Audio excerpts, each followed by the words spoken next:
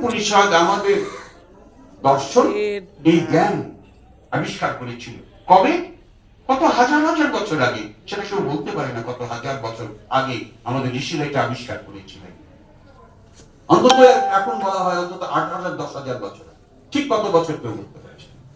কিন্তু এই 8,000-10,000 বছর আগেও এইরকম একটা উন্নত ধর্ম দর্শনের সূতিকাগার ছিল ভারতবর্ষ।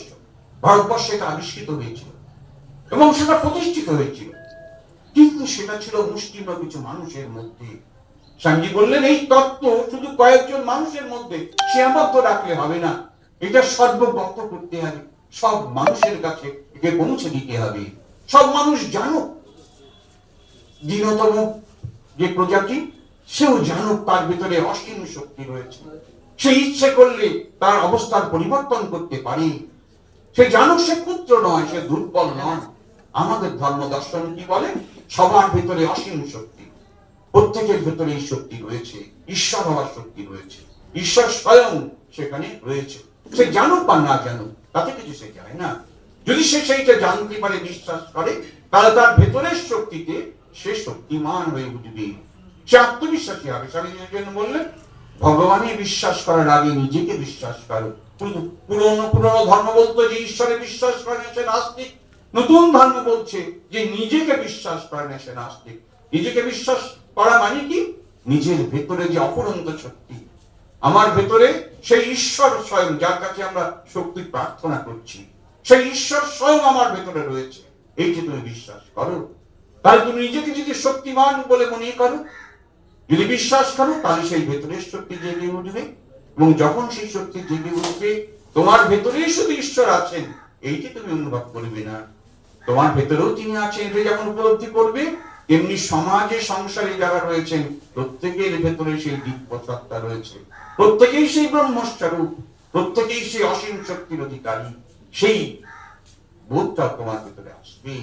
স্বামীজির যে সমাজ চিন্তার প্রধান এইটা ছিল, his soul is potentially divine. The goal is to manifest this divinity within by controlling nature, external and internal. এই যে আমাদের ভেতরে দেব সত্তা রয়েছে, এটা বুঝতে পারছি না কেন? আমাদের ভেতর থেকে আমাদের প্রকৃতি বাধা দিচ্ছে। দুটো প্রকৃতি মানুষকে দাবিয়ে রাখতে চাইছে। একটা বহিঃপ্রকৃতিকে আমরা জয় করছি বিজ্ঞান প্রযুক্তিবিদ্যা দিয়ে, কিন্তু সেই সঙ্গে আমাদের অন্তর প্রকৃতি, ভেতরে যে প্রবৃত্তি রয়েছে, ভেতরে যে প্রকৃতি রয়েছে, সেই যে চাইছে আমাদের দাস করে রাখতে, আমাদের লোভী করে রাখতে, আমাদের ঈর্ষাতুর করে রাখতে। আমাদের ভেতরে সেই ভালোবাসার অভাব যাকে হয়, সেই চেষ্টা, আমাদের ইন্দ্রিয়গুলো সব বহির্মুখ করে ভগবান তৈরি করেছেন। সেই জন্য এই বাইরের দিকে দৃষ্টিটা আমাদের যায়, ভেতর দিকে যায় না। ভেতরে যে অসীম শক্তি রয়েছে সেটা আমরা জানতেই পারি না। স্বামীজি বললেন আমাদের লক্ষ্য হচ্ছে সেইটি, the goal is to manifest this divinity within. যেটা আমরা within, আমরা সেটা জন্মেছি, যেটা নিয়ে জন্মেছি, it is potential. এই আমরা এই মন্দিরে যাচ্ছি বা দীক্ষা নিচ্ছি বা সাধু সন্ন্যাসীর সঙ্গ করছি, তবে আমার ভেতরে একটু একটু করে এই আসছে নয়, সেটা আমরা জন্মেছি সেই শক্তি নিয়ে। এবং লক্ষ্যটা কি? The goal is to manifest this divinity within. কি করে? By controlling nature, external and internal. বাইরের প্রকৃতিকে বশীভূত করছি, করে বাইরের প্রকৃতির উপর আমরা প্রভুত্ব অর্জন করছি, কিন্তু ভেতরের প্রকৃতি আমাদের ছিনিমিনি ফেলছে। আমাদের লোভ, অসবিকতা, বিভিন্ন মানসিকতা, খারাপ মনোভাব সেগুলো সব ভেতরে। মানুষ সেগুলোকে যদি জয় না করতে পারে তাহলে মানুষের সমূহ বিপদ। আজ বিজ্ঞান প্রযুক্তি মানুষকে অনেক শক্তির অধিকারী করেছে। আজ মুহূর্তের মধ্যে যদি মানুষ সেগুলো তার নিজের শক্তিতে যদি সে আস্থা হারায়, যদি তার এই পশু প্রবৃত্তিটাকে পরিচালনা করে, তাহলে আজকে কিন্তু যে শক্তির অধিকারী হয়েছে বিজ্ঞান প্রযুক্তিবিদ্যাকে কাজে লাগিয়ে, তাহলে মুহূর্তের মধ্যে মানুষের যে উন্নতি সেটা ধ্বংসে পরিণত হবে, সভ্যতা ধ্বংস হয়ে যাবে। স্বামীজি সেই জন্য প্রয়োজন। স্বামীজি আজকে সমাজের জন্য, আজকে সমস্ত পৃথিবীর জন্য স্বামীজিকে প্রয়োজন। স্বামীজি এই তত্ত্ব সর্বত্র প্রচার করেছিলেন যে মানুষ যদি নিজের উপর সংযমটা হারিয়ে ফেলে তাহলে গোটা পৃথিবীর সভ্যতা ধ্বংস হয়ে যাবে। কাজে সেইটাই হচ্ছে প্রধান, মানুষের সম্পর্কে সচেতন হওয়া, নিজের সম্পর্কে সচেতন হওয়া। সমাজের উন্নতি নির্ভর করছে এই সচেতনতার উপর। নাহলে ঈর্ষা, বিদ্বেষ, লোভ, পরস্পর কাতরতা মানুষকে যদি গ্রাস করে ফেলে, এবং আজকের প্রযুক্তি বিজ্ঞান যদি মানুষকে অনেক শক্তির অধিকারী করে দেয়, তাহলে সেই যে তার ভেতরের ওই খারাপ দিকগুলো সেটা যদি অনেকভাবে প্রকাশিত হয়, তাহলে পৃথিবী ধ্বংস হয়ে যাবে। স্বামী সেটা সতর্ক করেছিলেন যে সমগ্র ইউরোপ একটা আগ্নেয়গিরির উপর দাঁড়িয়ে আছে, যদি ভারতবর্ষের আধ্যাত্মিকতাকে গ্রহণ না করে, তাহলে আগামী 50 বছরের মধ্যে ইউরোপ ধ্বংস হয়ে যাবে।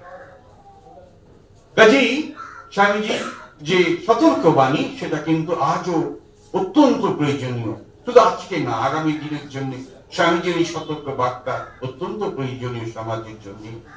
স্বামীজি সেই যে বলেছিলেন, ভারতবর্ষ ঘুরে তার যে অভিজ্ঞতা হয়েছিল, তখনকার ভারতবর্ষ দেখে দারিদ্র, অনাহার, অশিক্ষা, কুসংস্কার এগুলো ছিল বটে, কিন্তু এগুলোই ভারতবর্ষ সম্পর্কে শেষ কথা নয়। ভারতবর্ষের একটা উন্নত ভবিষ্যৎ আছে। স্বামীজি বলেছিলেন, পৃথিবীর কোন শক্তির সাধ্য নেই ভারতবর্ষ আর যাচ্ছে, কিন্তু ভারতবর্ষ সেই জাগরণের প্রতিরোধ করে। পৃথিবীতে এমন কোন শক্তি নেই সেটাকে তাদের দাবি রাখতে পারে। ভারতবর্ষের পুনরুত্থান স্বামীজি দেখেছিলেন তার ঋষির দৃষ্টিতে। ভারতবর্ষ আবার নতুন করে জেগে উঠছে, সে দায়টা স্বামীজি দিয়েছিলেন যুবকদের উপরে। বলেছিলেন, তোমরা যদি সেটা গ্রহণ করো, এই মহাপ্রাণ ওঠো, জাগো, জগৎ দুঃখে পুড়ে খারাপ হয়ে যাচ্ছে, তোমার কি নিদ্রা সাজে? এইটি স্বামীজির মহা আহ্বান। The world is burning with misery. Can you sleep? তোমার কি ঘুমিয়ে থাকা সাজে? স্বামীজি এইভাবে আহ্বান জানাচ্ছে। কাজে আজকে যে আমরা যুব দিবস পালন করছি, আজকের দিনটা শুধু একদিন স্বামীজিকে স্মরণ মরণ করলেই ঠিক ঠিক হয়ে যাবে তা নয়। স্বামীজির যে মন্ত্র, এগুলো ঋষি বাক্য, প্রতিটি মন্ত্র, সেই মন্ত্রের সাধন আমাদের জীবনে তাকে গ্রহণ করতে হবে। স্বামীজি কথা বলতে স্বামীজি বলেননি যে যাও সেই হিমালয় চলে যাও বা দেব দেবীর আরাধনা করো তবে তোমার মুক্তি হবে। স্বামীজি বললেন, মুক্তির জন্য তোমার আত্মবিশ্বাস প্রয়োজন, তোমার নিজের সত্তায় বিশ্বাস, নিজের শক্তিতে বিশ্বাসটা আগে অর্জন করতে হবে। যে কথা আমি তাই সেই বিশ্বাস নিয়ে নিজের ভেতরে সেই শক্তিকে জাগিয়ে তোলা। আমি মানুষ, আমি পশু নই। কাজে আমার ভেতরের যে সত্তাটা আছে, যে দিব্য সত্তা আছে, যে মনুষ্যত্ব আছে, মানুষের মূল্য বোধ আছে, সেইটাকে প্রথম জাগিয়ে তুলতে হবে। আমি আমার কতগুলো প্রয়োজনকে একমাত্র লক্ষ্য রেখে, লক্ষ্য বস্তু হিসেবে আজকে আমরা এগিয়ে যেতে চেষ্টা করছি। শুধু কি করে অর্থ রোজগার করা যায়, এবং সে অর্থ রোজগার করবার জন্য যতটুকু বিদ্যা দরকার হয়, সেই বিদ্যাটুকু কোনোভাবে অর্জন করতে চাইছি। তারপর আরো অর্থ, আরো ভোগ, সেখানে অন্য মানুষের কোনো জায়গা নেই, চিন্তায় কোনো জায়গা নেই। এখন তো মানুষ নিজের পরিবারের আপনজন, পিতা, মাতা, ভাই বোন, তাদের কথাও ভাবছে না। কি করে আমি আর স্বার্থপর হতে পারি, কি করে আরো বেশি ভোগ করতে পারি। এখন বৃদ্ধাশ্রম হয়েছে, সেটা আমাদের কালচার নয়, আমাদের সংস্কৃতি নয়, পাশ্চাত্যের কালচার। সেটাকে এখন বৃদ্ধাশ্রমে পিতা মাতাকে পাঠিয়ে দিয়ে আমরা যেন মনে করছি আমরা একটা শান্তিতে, মহা শান্তিতে দিন কাটাবো। কখনোই সেটা হতে পারে না। আমাদের যে সংস্কৃতি, আমাদের যে দর্শন, সেটাকে আশ্রয় করতে হবে। স্বামীজি বলছেন, আমরা যদি পাশ্চাত্যের অনুকরণ করতে যাই, তাহলে 3 পুরুষ যেতে না যেতে আমরা বিনষ্ট হয়ে যাব। আমাদের নিজস্ব যে ধর্ম দর্শন, যেটার প্রধান কথা বলা হলো, যেটা এই সোল ইজ পটেনশিয়ালি ডিভাইন, প্রত্যেকের ভেতরে সেই দেব সত্তা রয়েছে। প্রত্যেকেই আমরা অমৃতের পুত্র, প্রত্যেকেই আমরা অসীম শক্তির অধিকারী। সেই শক্তির প্রকাশকে বিকাশ ঘটাতে হবে, পশু শক্তির নয়, দানব শক্তি। এই আমাদের ভেতরে সেই সত্তার জাগরণ স্বামীজি চেয়েছিলেন, এবং তাতে আস্থাশীল হতে যুবকদের আহ্বান জানিয়েছেন। স্বামীজি অত্যন্ত প্রিয় ছিলেন এই যুবক বৃন্দ। স্বামী যুবকদের উপর অত্যন্ত আশা ব্যক্ত করে বলছেন, কতগুলো চেনা চাই, fire young men, fire young men, অগ্নিমন্ত্রে দীক্ষিত যুবক। কিরকম? বুদ্ধিমান, ইন্টেলিজেন্ট অ্যান্ড ব্রেভ, বুদ্ধিমান এবং সাহসী, যারা একেবারে সমুদ্রের তলে যেতে প্রস্তুত, যারা একেবারে তাদের জীবনকে আহুতি দিতে প্রস্তুত। এইরকম কথা যুবক 100 যুগে এইরকম যুবক পায়, তাহলে জগতের ভাবত পাল্টে দেওয়া যায়। স্বামী এইরকম মানুষ চেয়েছিলেন। Men men these are wanted. Everything else will be ready, but strong, vigorous, believing young men, sincere to the backbone are wanted. 100 shots and the world becomes revolutionized. মানুষ চাই, মানুষ চাই, আর সব হয়ে যাবে। কিরকম মানুষ? বীর্যবান, সম্পূর্ণ অকপট, তেজস্বী, বিশ্বাসী যুবক। এরকম 100 যুবক পেলে জগতের ভাবসত পারে। স্বামীজি এইখানে প্রথম যে চেয়েছেন এরকম বীর্যবান, সম্পূর্ণ স্বার্থহীন, এইরকম যুবক যদি কিছু পাওয়া যায়। স্বামীজি সে সময় বলেছেন 100 মানে গুণগুণে 100 এরকম নয়, 100 মানে কিছু যুবক যদি এইরকম পাওয়া যায়, যারা দেশের কথা ভাববে, দেশের মানুষের কথা ভাববে।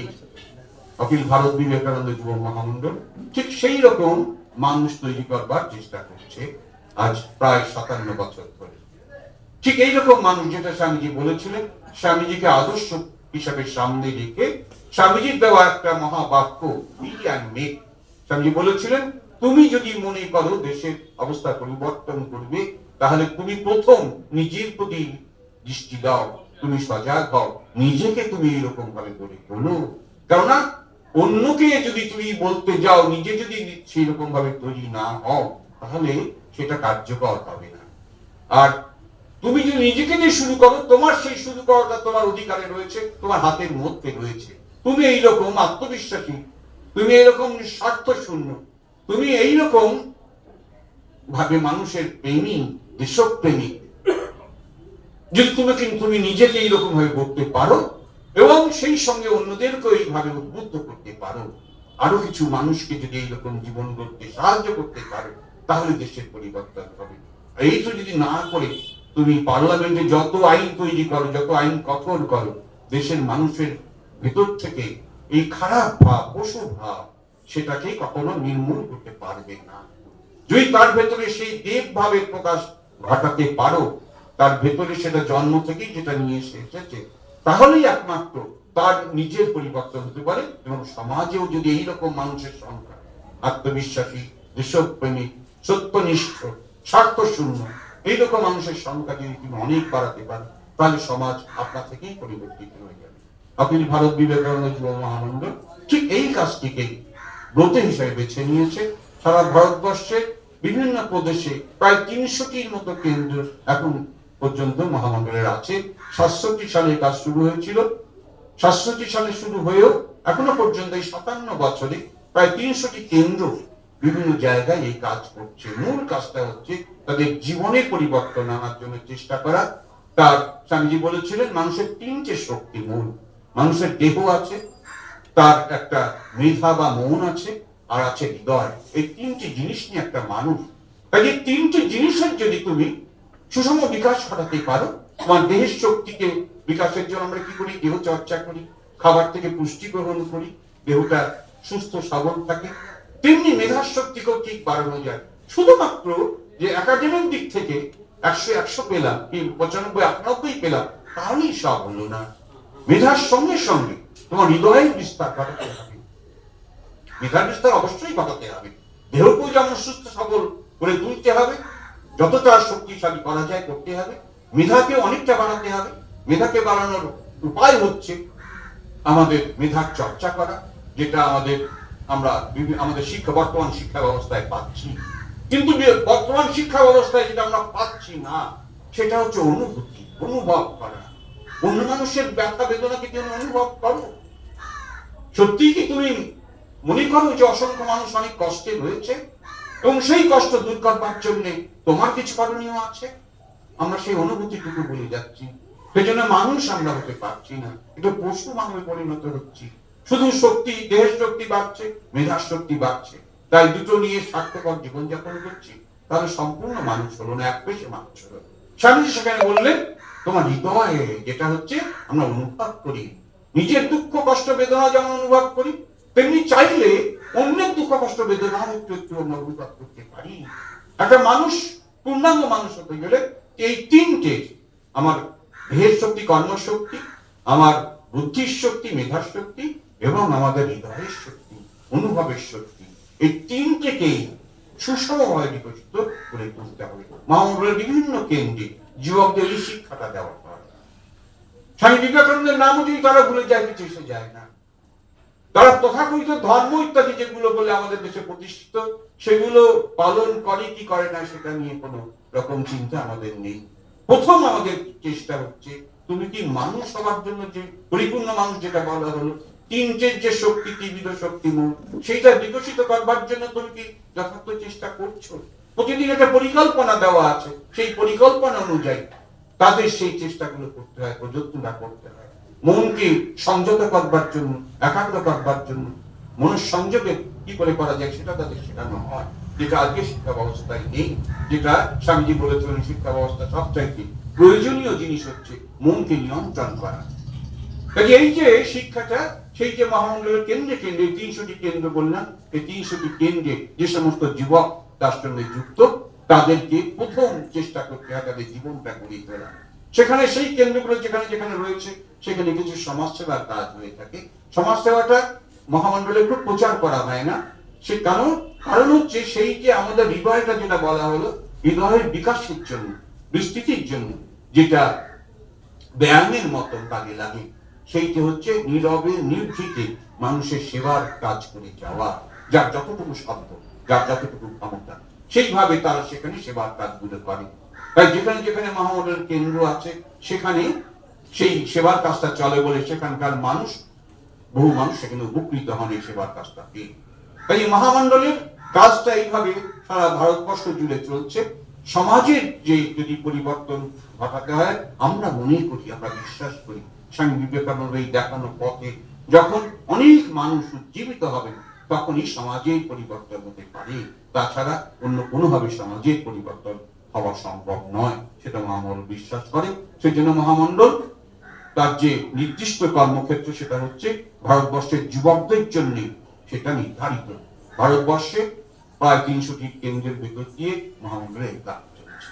আপনারা যদি মনে করেন যে কাজটা ভালো করা উচিত, তাহলে এর সঙ্গে আপনারা নিশ্চয়ই নিজেদের যুক্ত করবেন, এবং সেই যদি পারেন তাহলে আমাদের কাজটা আরো গতিশীল হবে, এতে কোনো ভুল নেই। সবাই এতক্ষণ ধরে মহামন্ডলের কথা শুনেছেন, স্বামীজির কথা শুনেছেন, সেই জন্য আমাদের কৃতজ্ঞতা জানাচ্ছি, সবাইকে ধন্যবাদ জানাচ্ছি, এবং ঠাকুরমা স্বামীজির কাছে আমরা প্রার্থনা জানাচ্ছি তাদের আশীর্বাদে সকলের মঙ্গল কল্যাণ। নমস্কার।